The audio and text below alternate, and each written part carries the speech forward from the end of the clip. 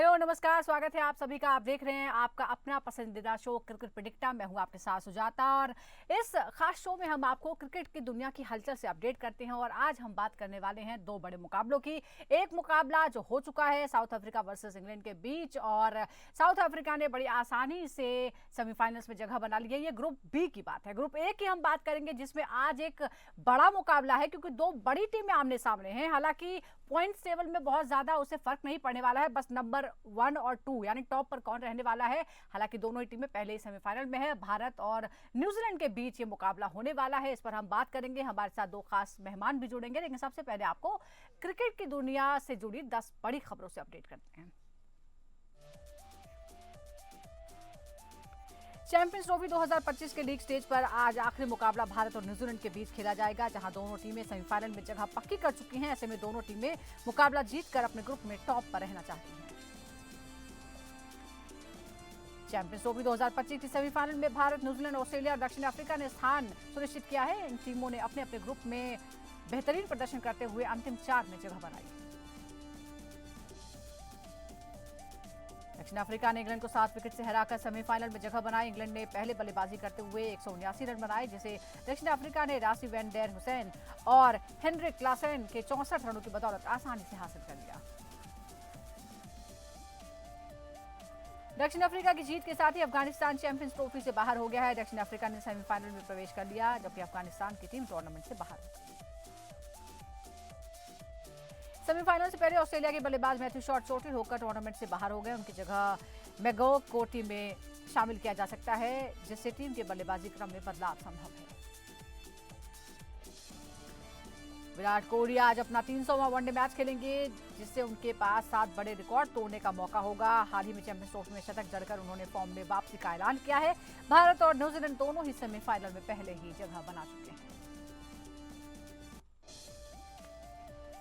WPL 2025 में Delhi Capitals ने royal Challengers Bengaluru को 9 विकेट से हराया। शेफाली वर्मा ने 43 गेंदों में 80 रन और जेस जोनासन ने 38 गेंदों में 61 रन बनाकर टीम को 15.3 ओवर में ही जीत दिला दी। दिल्ली कैपिटल्स के कैंप में जसप्रीत बुमराह और जमीमा रोड्रिग्स की मुलाकात का वीडियो सोशल मीडिया पर वायरल। बुमराह ने IPL 2025 से पहले गेंदबाजी अभ्यास शुरू किया है, जबकि जमीमा WPL 2025 में दिल्ली कैपिटल्स का प्रतिनिधित्व कर रही हैं। पाकिस्तान क्रिकेट बोर्ड ने रावलपिंडी स्टेडियम में आयोजित 2 मैचों के टिकट रिफंड करने की घोषणा की है। मैच के रद्द होने की वजह से फैसला लिया गया है। और रणजी ट्रॉफी फाइनल में विदर्भ के करुण नायर ने सीजन का तीसरा शतक जड़ा, जिससे टीम को केरल के खिलाफ महत्वपूर्ण बढ़त मिल गई है। उनकी इस पारी ने विदर्भ को मजबूत स्थिति में पहुंचा दिया है।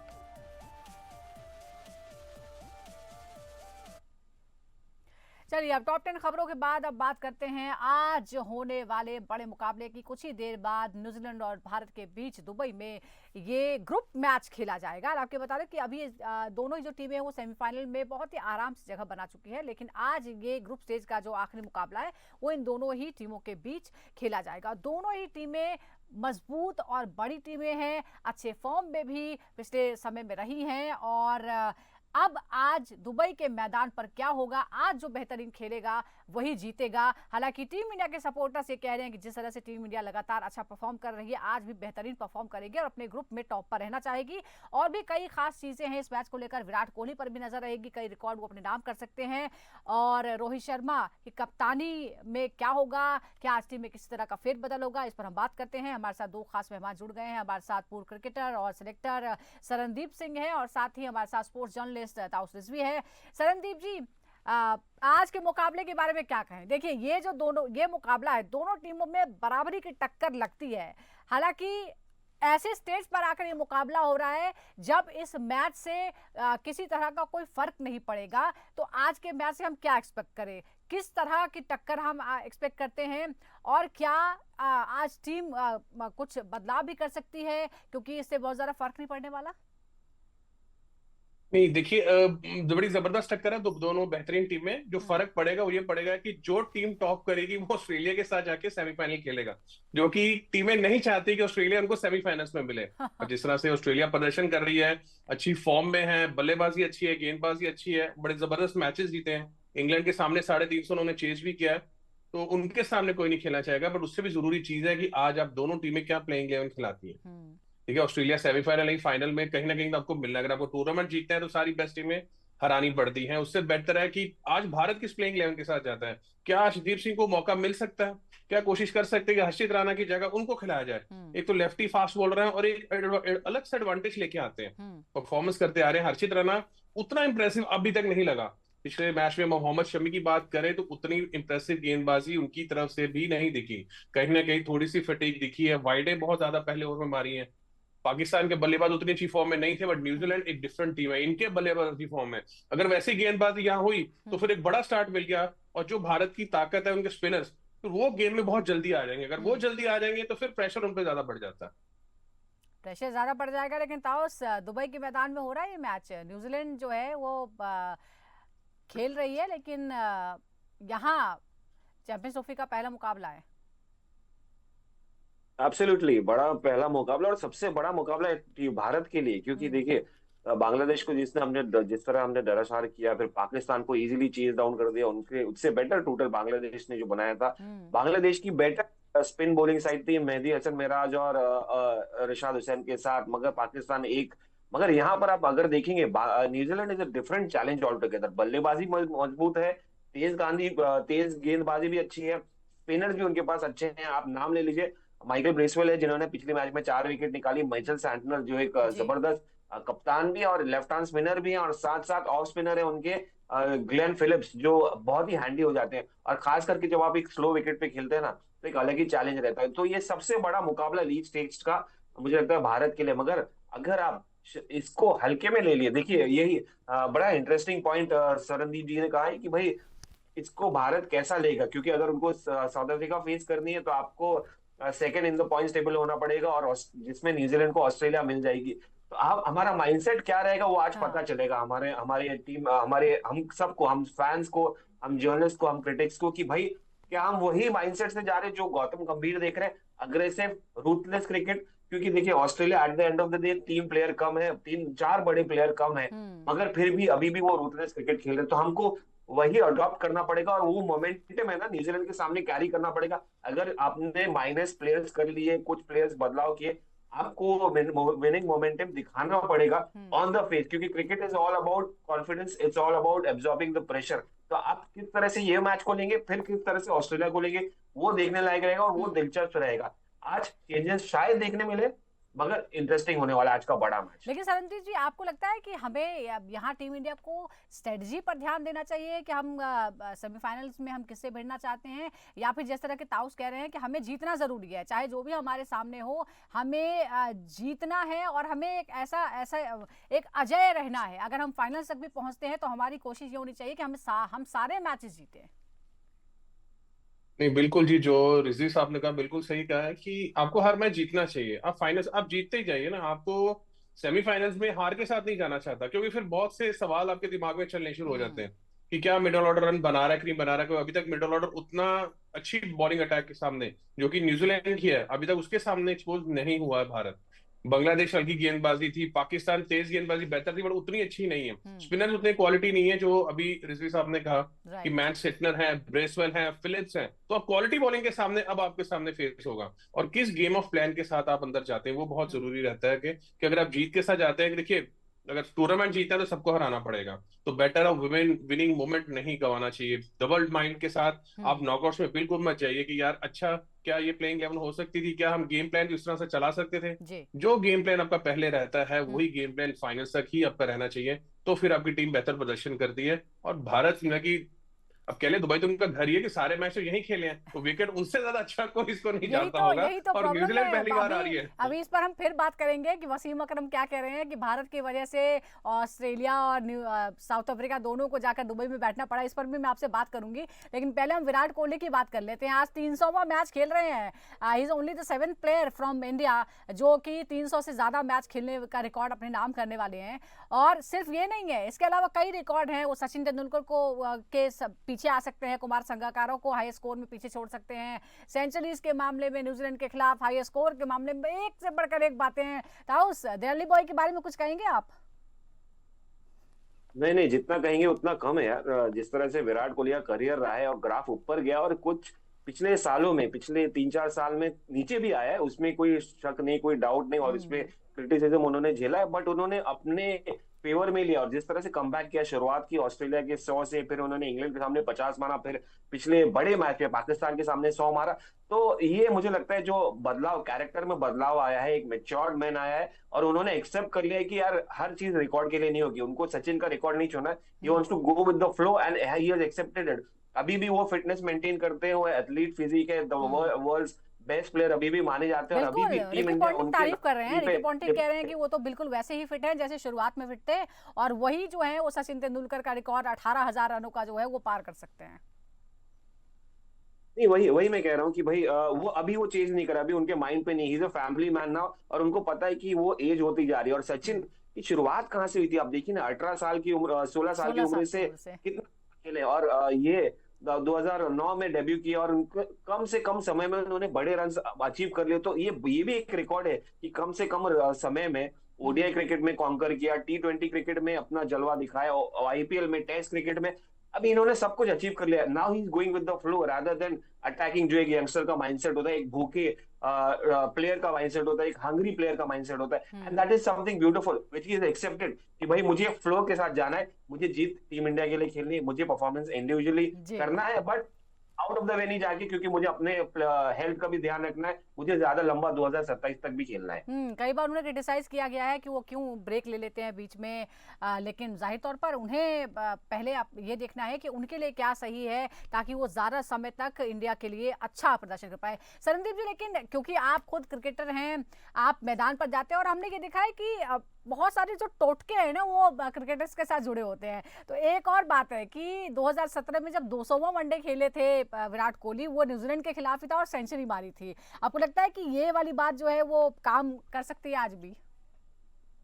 और बिल्कुल, और जो वर्ल्ड कप था जो उन्होंने 50वां 100 बनाया था, वो भी न्यूजीलैंड के सामने ही बनाया था, जी। मुंबई के अंदर। तो आज फिर वो न्यूजीलैंड उनके सामने बिल्कुल आ रही है। ये कहीं ना कहीं ये कुछ पुराने फैक्ट्स होते हैं, वो किस्मत में जरूर साथ देते हैं। जी। ये टोटके कह दीजिए, ये इनको हम कुछ भी चीज नाम दे सकते हैं। जी। पर जो विराट कोहली के बारे में बात है जी, कि विराट कोहली किसी रिकॉर्ड के पीछे नहीं भाग रहा, वो एक चीज को फॉलो कर रहा है कि यार मुझे टीम को जिताना है। उसके लिए वो बहुत हार्डवर्क करता है, दिन रात करता है, मेहनत करता है। वो डोमेस्टिक क्रिकेट खेलने आया था, ऐसा लग रहा था कि उतने बाकी प्लेयरों से ज्यादा वो मेहनत कर रहा था। जैसे रिजवी साहब ने कहा कि जो उनका फिटनेस लेवल है सबसे जरूरी चीज है। बैट स्किल आपके पास हर किसी का अपना होता है, बैटिंग में आपको 100 बनाना है, 5 विकेट लेने हैं, वो बॉलर्स करते हैं, बट कितना लंबा करना है उसके लिए तो फिटनेस चाहिए ना। आप ऐसे नहीं कि 2-3 100 बनाए तो नहीं फिटनेस। तो ये बंदा 51 हंड्रेड्स बना चुका है, और अभी भी ऐसी भूख है जैसे लग रहा है कि यार 20-22 साल का लड़का नया अंदर आया, तो ये सोच रहा है कि मुझे और 50-100 बनाने हैं। तो जिस फिटनेस के साथ वो खेल रहा है, जो माइंड सेटअप है, वो बहुत जरूरी है। और हमेशा एक चीज आप सुनेंगे, विराट कोहली जब भी बात करते हैं वो कह रहे हैं कि वो हमेशा से ना अपने आप को ऐसे सिचुएशन में ढालते हैं, विजुअलाइज करते हैं। उनकी तैयारी होती है, स्किल अपनी जगह, बट विजुअलाइजेशन करना बहुत जरूरी एक चीज होगी, जो एक नई विराट कोहली ने इजाद की यहाँ पे, कि अपने आप को पहले से सिचुएशन में ढालो कि हम चेस कर रहे हैं, इतना टारगेट आ गया, 2 आउट हो गए 10 रन पे, मुझे 250 रन चेस करने हैं, तो मुझे कैसे बल्लेबाजी करनी है। तो जब आप उसकी तैयारी करते हो, और जब वो पाकिस्तान के सामने आए तो लगा ही नहीं, सारे कह रहे फॉर्म में वापस आ गया, पर ये खिलाड़ी तो कभी फॉर्म से बाहर गया ही नहीं है। ये लाइफ लेसन भी है कि आप वक्त के साथ साथ किस तरह से अपने लाइफ में चेंजेस करते हैं, इनोवेट करते हैं, और वही विराट कोहली भी कर रहे हैं वक्त के साथ साथ, और उसका जो असर है उसके नतीजे भी ग्राउंड पर देखने को मिल रहे हैं। लेकिन ताउस, आप नाराज मत होइए, हमने दिल्ली बॉय की बात की है, लेकिन मुंबई बॉय जो है रोहित शर्मा, उनके पास भी एक मौका है कि एज अ कैप्टन वो सचिन तेंदुलकर ने जितने स्कोर किए थे एज अ कैप्टन, उसको वो आज तोड़ सकते हैं। मैं आपको जरा आंकड़े भी पढ़कर बता देती हूँ। आंकड़े हैं 2000 रन जो हैं, 2300 रन वो सचिन तेंदुलकर ने एज ए कैप्टन बनाए थे, और आज वो रिकॉर्ड रोहित शर्मा के पास तोड़ने का मौका है। नहीं, एब्सोल्युटली, यही एक ब्यूटीफुल बात मैं पढ़ रहा था कहीं पर। रोहित शर्मा की बात की है तो यार, इट्स वेरी रेयर कि आप एक लीडर और एक इंडिविजुअल प्लेयर एक साथ हो, पैरेलल चले एक लीडर। तो ये रोहित शर्मा वैसे ही साबित हो रहा है, वेरी रेयर। आप Mahendra Singh Dhoni, I mean definitely वो one of the best batters slow overs में, जिस तरह से वो मारते थे और जिस तरह से उन्होंने अचीव किया record, but as a captain he is dominated. उनका जो करियर है एज ए कैप्टन रहा है, तेंदुलकर का एज द ग्रेट तेंदुलकर का as the batter over the time, leadership question की गई उनकी। मगर Rohit Sharma, Virat Kohli, again I would go back saying कि द बेस्ट बैटर, लीडरशिप में आईसीसी टाइटल्स नहीं मिले, बट यहाँ पर Rohit Sharma has made it as a batter as well as the captain.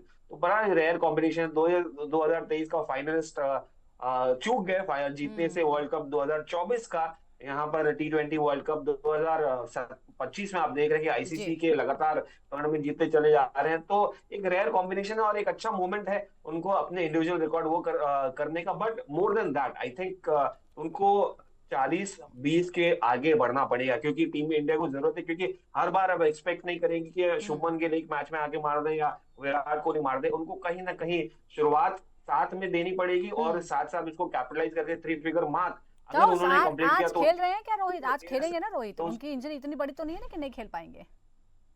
देखिए रिपोर्ट्स तो जो मैंने पढ़ी है, जो दुबई से आ रही है, जो तो इतनी सीरियस नहीं है। क्योंकि अगर सीरियस हैमस्ट्रिंग होता है तो काफी समय के लिए रूल आउट हो जाता है प्लेयर। तो वो उसके बाद ही बैटिंग करते हुए नजर आए, which is a good news.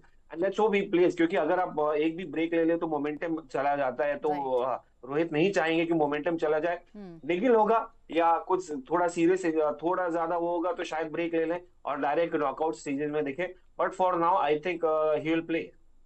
चलिए एक बार मैं ये जो स्टैट्स हैं वो क्लियर कर देती हूँ। सचिन तेंदुलकर ने एज अ कैप्टन 73 मैच में 2454 रन बनाए, यानी 2454। अभी तक बतौर कप्तान रोहित शर्मा 53 मैच में कुल 2387 रन बना चुके हैं। आज अगर वो 68 रन बना लेते हैं तो फिर वो सचिन तेंदुलकर के रिकॉर्ड को पीछे छोड़ देंगे। और अब यही सवाल है, लेकिन सरनदीप जी, हम इंग्लैंड और साउथ अफ्रीका के बारे में भी जरा बात कर लेते हैं, क्योंकि हमें लगा था कि शायद इंग्लैंड ने को जिस हार ने जिस तरह से पूरी तरह झकझोर दिया है तो शायद थोड़ा सा फाइट बैक जो है वो नजर आएगा, बट और बुरा हाल हो गया। नहीं बिल्कुल, देखिए, और खासकर अगर हम उनके ओपनर्स की बात करें, फिल सॉल्ट, ठीक है, आप अग्रेसिव बल्लेबाजी करते हैं, आप मार के खेलते हैं, बट आपको पता होना चाहिए कि उतने रन नहीं बने, उतने पीछे नहीं है। एक अच्छा मैच, एक अपॉर्चुनिटी है, आखिर का मैच है आपका। इसके बाद पता नहीं कब ओडीआई मिले, तो क्यों नहीं बेहतर हो, जो आपको मौका मिला ऊपर करने का उसको बेहतर बनाया जा सके। और पहले ओवर में आप बल्ला चलाए जा रहे हैं और आउट हो गए, फिर उसके बाद चीजें फॉलो अप होनी शुरू हो गई। फिर वही बात, प्रेशर आ गया जो रूट के ऊपर कि जो रूट ही रन बनाए, फिर हैरी ब्रुक्स थे, फिर जो बटलर आके जल्दी आउट हो गए, लेकिन लास्ट तक गए हैं, पर उतना लंबा वो रन टारगेट नहीं मिला उनको। इसलिए कहते हैं कि भारत की टीम बाकियों से क्यों बेहतर दिखती है कि शुभमन गिल ने आगे पारी को संभालना शुरू कर दिया, श्रेयस अय्यर ने रन बनाने शुरू कर दिए नीचे आके, केएल राहुल रन बना रहे हैं। सारा प्रेशर विराट कोहली और रोहित शर्मा पे नहीं रहता कि सीनियर प्लेयर्स पे नहीं। वही चीजें दूसरी टीमों के साथ देख रहे हैं इंग्लैंड कि जो रूट के आगे उनको कुछ मिल ही नहीं रहा। जैसे हम पिछले शोर में तेज गेंदबाजी की बात कर रहे थे, या फिर हम कह रहे थे कि क्यों इंग्लैंड नीचे जाता जा रहा है, क्योंकि 2019 के बाद या फिर जो वर्ल्ड कप इंग्लैंड जीती उसमें सबसे बड़ा फैक्टर था बेन स्टोक्स। बल्लेबाजी और गेंदबाजी उनके होते इंग्लैंड टीम बहुत स्ट्रॉन्ग फील करती थी। फिर उसके बाद जो ऑस्ट्रेलिया में वर्ल्ड कप जीता इंग्लैंड, वो भी बेन स्टोक्स ने जिताया उनको जाके, फिर वही इनकी गेंदबाजी बनी। सडनली उनका गेम से बाहर जाना, व्हाइट बॉल क्रिकेट को छोड़ना, इंग्लैंड एक बहुत बड़ी प्रॉब्लम में आ गया। क्यों? तो वही बात है कि आपने प्लेयर तैयार ही नहीं करते, आप पीछे बेंच स्ट्रेंथ आपके पास होती नहीं है, जो है आप उन्हीं के साथ चलते जा रहे हो, वो आपको मुश्किल आती है। अगर आप साउथ अफ्रीका देखें तो कितनी चेंजेस आ गई है। भी आपके पास मार्क बाउचर नहीं, आपके पास क्विंटन डिकॉक नहीं है, तो क्लेसन आपके पास कितना तैयार खड़े है। ब्रूस्टर ने रन बनाने शुरू किए, क्रिस्टन स्टब्स हैं, बड़े जबरदस्त खिलाड़ी हैं, बड़े बड़े अच्छे रन बनाते हैं। मार्करम है आपके पास, फिर आपके पास किलर मिलर, जिसको डेविड मिलर कहते हैं। तो बल्लेबाजी देखिए ऑलराउंडिंग देखिए, बड़ी फ्यूचर लंबी है उनके प्लानिंग पास। नहीं करने का नतीजा जो है वो आज इंग्लैंड को देखना पड़ रहा है, और शायद उसमें बड़े लेवल पर चेंज की जरूरत है। और मुझे लगता है घर जाकर इस पर बड़े लेवल पर बात करनी होगी और इस पर बहुत ही गंभीर जो है वो फैसले लेने होंगे। लेकिन ताउस, जरा वसीम अकरम की तकलीफ का जवाब दीजिए। वसीम कह रहे हैं कि इंडिया की वजह से ये जो दोनों टीमें हैं, साउथ अफ्रीका और ऑस्ट्रेलिया, क्योंकि पता नहीं है कि इंडिया के साथ किसको खेलना है और इंडिया पाकिस्तान में नहीं खेलेगा, तो इन दो बेचारी टीमों को पहले से जाके दुबई में बैठना पड़ रहा है, और जिसका मैच होगा इंडिया के साथ वो वहां रहेगा और दूसरे को वापस लौटना पड़ेगा। ये क्या बात हुई? नहीं नहीं, देखिए ये कंप्लेन नहीं कर सकते क्योंकि सारे के सारे आईपीएल पे खेल चुके हैं। और आईपीएल में आपको पता है एग्जैक्टली हर दूसरे दिन ट्रैवलिंग होती है। और ऐसा नहीं कि झट से बंद की है, ट्रैवल पहुंच के 2-2 घंटे की पैकिंग होती है, फिर साइन आपको चेक इन करना पड़ता है, चेकआउट करना पड़ता है, मेंटली मैच खेल के आते हैं, फिर लगातार 14 मैचेस होते हैं। तो सोचिए ये सारे के सारे, इंग्लैंड के आप बात कर रहे हैं, आप ऑस्ट्रेलिया की बात कर रही है, मोस्टली सारे प्लेयर्स या साउथ अफ्रीका की सब के सब प्लेयर्स कोई ना कोई आईपीएल टीम से जुड़े हैं। तो I think they wouldn't be complaining much जो पाकिस्तानी प्लेयर्स या वसीम अकरम कंप्लेन कर रहे हैं। देखिए एक दिन की बात है, जाके जाके और आपको समय भी मिला है, ऐसा 2 दिन का गैप है वहां पर। तो आईपीएल में आपको एक मैच खेले, रात में खेले, सुबह में निकल गए, एक और मैच दूसरे तीसरे दिन की तैयारी। तो आज प्रोफेशनल क्रिकेट पूरा चेंज हो गया है। आपको एक्सेप्ट करना पड़ेगा फैक्ट कि lot of things have change, और ट्रैवलिंग के लिए मेंटली तैयार हो गया है। और मुझे लगता है जो प्लेयर्स है वो ज्यादा कंप्लेन नहीं करेंगे, क्योंकि उनको पता है कि आईपीएल में भी तो it's better to prepare for the IPL right. Then IPL travelling experience then complaining. तो इट्स मोर सरनदीप देन जी, एनीथिंग एल्स। आपको लग रहा है पाकिस्तानीज कि आर ट्राइंग मोर देन 2025 का एनीबॉडी। चैंपियंस ट्रॉफी जो है वो शिकायतों के लिए भी बहुत जाना जाएगा? चलो ठीक है, जिनको करनी है वो शिकायतें करते जाएंगे, बट जिन्हें गेम खेलना हो गेम खेलते भी जाएंगे। राइट। और जहां तक भी जो बात हो रही थी प्लेयर्स की टायर्डनेस होगी, जो वसीम अकरम साहब कंप्लेंट कर रहे हैं, भाई देखना चाहिए। एक समय था जब 4 से 5 लोगों का स्पोर्ट्स स्टाफ होता था, आज से 12 से 15 लोगों का स्पोर्ट्स स्टाफ है। जितने प्लेयर हैं उतने ही आपके स्पोर्ट्स स्टाफ होता है। लॉजिस्टिक मैनेजर 2-2 होते हैं आपके साथ, जो आपके सामान का ख्याल रखते हैं। आपको कुछ नहीं करना, कमरे जाके अपना सूटकेस कमरे के बाहर रखना, आराम से सो जाइए, जी हैंडबैग उठाइए, बस बिल्कुल। में बैठिए, और फ्लाइट अगर में आपको लाइन पे भी नहीं कंप्लेन लगना, करनी थी तो और आप सीधा पहले सामान करते, जब कमरे में मैच होता है सेटअप आपके। हो रहे थे, क्योंकि आप चाहते थे कि इंडिया खेले भी, इंडिया को खेलना भी था और इंडिया की अपनी कंडीशंस थी, और आप वो मान गए। तो अब आपके पास कोई चॉइस नहीं है, अब ऐसे ही चलेगा। बहुत बहुत शुक्रिया आपका सरनदीप जी, और ताऊ साहब का भी बहुत बहुत शुक्रिया। आज क्रिकेट प्रेडिक्टा में फिलहाल इतना ही, लेकिन क्रिकेट से जुड़ी हर अपडेट के लिए आप लगातार बने रहिए क्रिकेट प्रेडिक्टा के साथ।